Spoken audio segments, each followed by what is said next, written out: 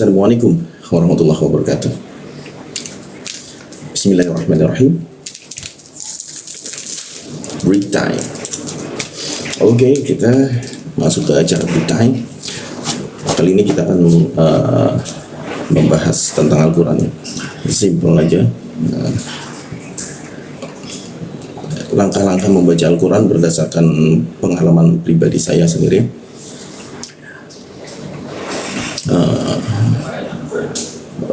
Untuk membaca Al-Quran, memperbaiki Al-Quran, tentu kita harus memiliki landasan yang jelas ya, agar apa yang kita kerjakan itu nantinya semakin kuat gitu.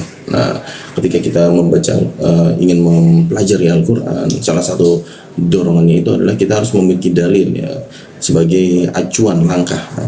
Jadi dalam membaca Al-Quran, langkah-langkah apa saja yang harus kita tempuh ya, dan itu harus kita gunakan dalil. Dalil pertama, ini dalil yang sering dipakai ya, ada di dalam Al-Quran di surat Al-Muzammil ayat keempat ya, itu bacalah Al-Quran dengan tartil. Maksud tartil di sini ada beberapa pemahaman ya. Yang jelas tartil itu intinya adalah dibaca tanpa kesalahan ya. Jadi jangan baca asal-asal gitu. Contoh seperti kita misalnya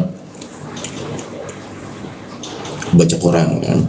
Asal baca, yang penting bisa dibaca, ditamatkan sampai habis. Nah, membaca Al-Quran itu tidak seperti itu, tapi dibaca perlahan per kata. Jadi bahkan per kata itu sampai jelas gitu. Bahkan kita tahu mana titik koma. Intinya tartil itu baca seperti itu, yang serius, fokus gitu. Mirip seperti anak SD sedang belajar.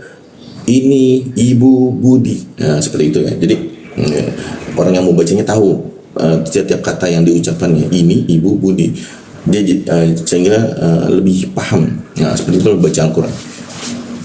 Bisa dipercepat tapi tetap jelas ya, seperti itu landasannya. Nah, berlandaskan dalil ini maka kita harus mempelajari. Pertama-tama kita harus mempelajari huruf-hurufnya, karena jika kita tidak tahu hurufnya maka kita tidak akan bisa membaca Al-Quran dengan tartil.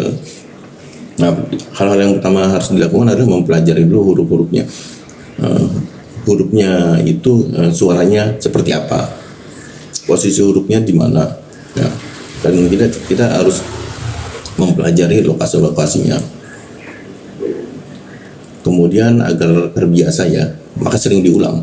Ketika dilakukan pengulangan, maka lama-kelamaan kita terbiasa mengucapkannya. Contoh huruf yang agak susah, jakut. Orang yang pertama kali membacanya mungkin agak kesulitan, tapi jika terus dilatih istiqomah, paling tidak dalam 1 tahun itu jadi lancar mengucapkan ya, apalagi semakin sering maka semakin lancar. Nah, seperti itu. Jika kita ingin membaca Al-Quran dengan tartil, maka kita harus mempelajari huruf, pos letak suaranya ya, dan dilatih. Nah, seperti itu. Kemudian Rasul itu kalau membaca Al-Quran itu jelas. Kenapa? Karena Rasul itu membaca itu lebih ke arah mengajarkan ya. Ketika Rasul membaca Al-Quran itu niatnya adalah untuk mengajarkan, memberitahukan pada umatnya. Karena itu Rasul akan membaca Al-Quran itu beda dengan cara Rasul berbicara ya. Rasul akan lebih pelan, kata-katanya jelas. Ya, seperti seorang guru mengajarkan kepada anaknya yang tadi ya, ini Ibu Budi. Nah, kalau secara umum kan mungkin cara pelafasannya ini Ibu Budi, ya, ini Ibu Budi. Orang sedikit ada yang paham, ada yang tidak. Apa sih? Oh, ini Ibu Budi ya, agak jelas. Tapi Rasul ketika membaca Al-Quran pada sahabatnya itu jelas seperti seorang guru menerangkan pada anaknya, ini Ibu Budi. Nah, seperti itu cara Rasul membaca pada para sahabatnya. Ini pun dalilnya dari Bukhari ya. Rasul biasa membaca Al-Quran seperti itu. Itu sebagai pegangan kita kedua. Jadi ketika kita membaca Al-Quran ya seyogianya seperti itu cara membacanya, jangan terburu-buru seperti membaca koran gitu. Ya, jangan seperti itu.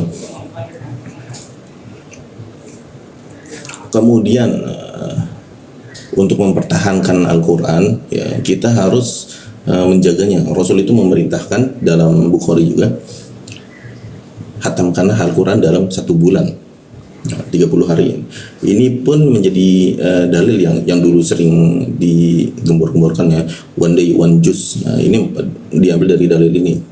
Sebulan itu dibagi 30, maka sehari itu 1 juz. Itu adalah angka minimal jika seseorang ingin menguasai Al-Quran. Karena ketika seseorang membaca Al-Quran tidak menghatamkannya dalam sebulan, itu kemungkinan besar bacaannya akan menurun ya. Nah, inilah yang membuat banyak orang yang ketika membaca Al-Quran bertahun-tahun tapi seperti tidak ada peningkatan.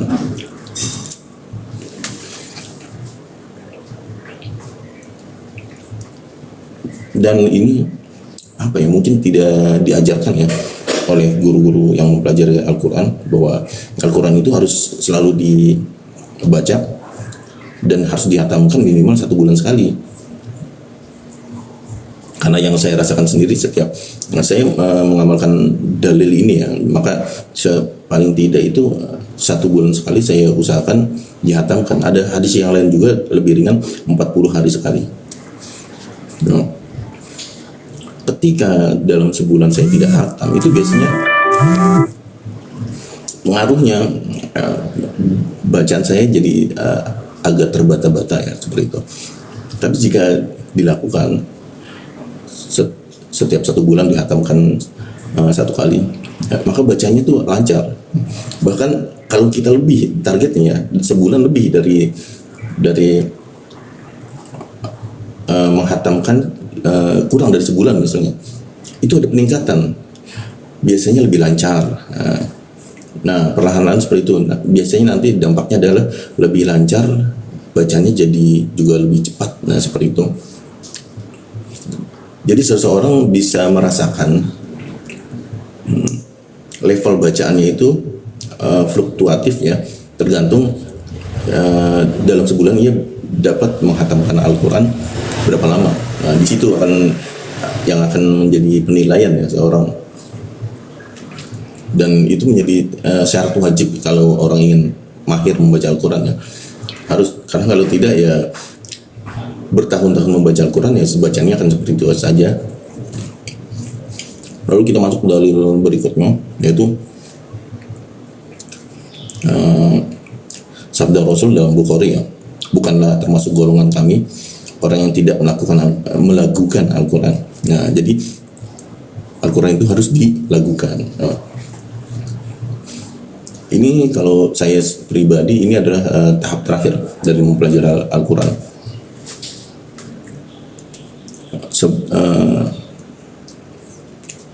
Pertama-tama yang harus kita pelajari adalah membenarkan katanya, membenarkan bacaannya, huruf-hurufnya, lokasinya di mana, suaranya seperti apa. Pertama, target utama itu. Lalu mempercepat bacaannya dengan cara banyak dilatih, diulang. Nah, semakin banyak diulang, maka bacaannya akan semakin cepat. Maksudnya adalah semakin mahir. Nah, baru pada tahap ketiga berikutnya adalah mulai melakukan. Untuk melakukan Al-Quran, paling tidak kita harus melatih pernapasannya. Karena syarat wajib yang namanya melakukan itu harus melatih pernapasan. Nah, untuk melatih pernapasan bisa digunakan dengan menghirup napas yang panjang lalu mengeluarkannya perlahan seperti itu, dan harus rutin dilakukan. Semakin rutin maka pernapasan semakin panjang. Kedua, kita harus mempelajari tempo. Nah, untuk memudahkan saya dalam memudahkan memahami panjang pendek Al-Quran, saya biasanya menggunakan tempo ya, bukan ketukan, menggunakan ketukan bukan harokat. Kalau dia harokat biasanya dulu dikatakan 5, 6, 7 ya seperti itu. 5, 6, 7 harokat, 2 baca panjang 2, dengung 3 sampai 4, lalu panjang 5 sampai 6, lalu yang panjang sekali 7 seperti itu ya. Tapi setelah saya dengarkan ya, lalu dengarkan bacaan orang-orang para pembaca Al-Quran dari Timur Tengah, saya mengkonversikan yang namanya harokat itu ke dalam tempo ketukan. Ternyata orang yang membaca panjang pada tanda bendera itu, jika kita masukkan ke dalam tempo, kita terjemahkan ke tempo dalam lagu itu setara dengan 3 ketukan. Contohnya seperti ini misalnya. Biasanya kan seperti ini ya. Nah seperti biasanya menggunakan jari ini harokat, namanya harokat. Tapi jika kita merubah ke dalam tempo, mungkin di antara kita ada yang belajar musik kan, ketukan birama, tuk tuk tuk tuk. Nah ternyata 5 sampai 6 harokat itu setara dengan 3 ketukannya. Nah seperti itu tuh biasanya. Untuk memudahkan, biasanya saya menggunakan tempo ketukan seperti itu. Jadi kalau bacaan panjang kita gunakan 3 ketukan. Dengung itu setara dengan 2 ketukan. Nah, kalau menggunakan harokat biasanya ing, dan seperti itu 3 ya, ing. Nah, kalau ini ketukan, kita gunakan ketukan ya, berubah jadi 2 ketukan. Ing, ya setara ya, ing. Nah, seperti itu. Jadi untuk memudahkan kita dalam menguasai lagu ya, kita coba masukkan yang namanya panjang pendek itu tadi ke dalam tempo ya, ke bahasa musiknya lagu.